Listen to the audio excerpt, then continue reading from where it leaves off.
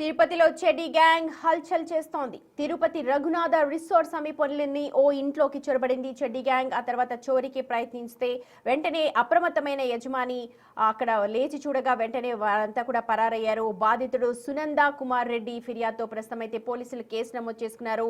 దొంగలు ఇంట్లో చోరీకి ప్రయత్నించిన విజువల్స్ అన్ని కూడా సీసీ కెమెరాలో రికార్డ్ అయ్యాయి. ప్రస్తుతం పోలీసులు వాటి ఆధారంగా కేసు నమోదు చేసి దర్యాప్తు చేస్తున్నారు. చూడొచ్చు చెడ్డీ గ్యాంగ్ సభ్యులు అందరూ కూడా ఎలాగా ఆ రిసార్ట్ సమీపంలోని ఇంట్లోకి ప్రవేశించారో అక్కడ ఏర్పాటు చేసిన సీసీ కెమెరాల్లో అవన్నీ కూడా స్పష్టంగా రికార్డ్ అయ్యాయి.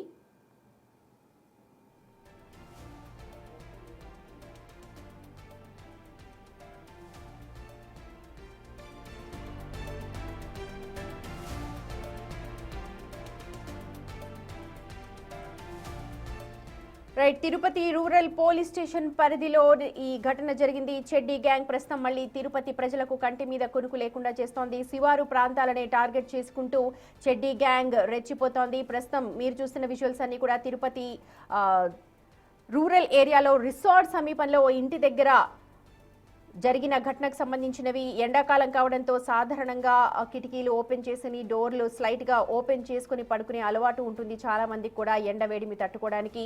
ఇదే అదనుగా దొంగలు కూడా రెచ్చిపోతూ ఉంటారు.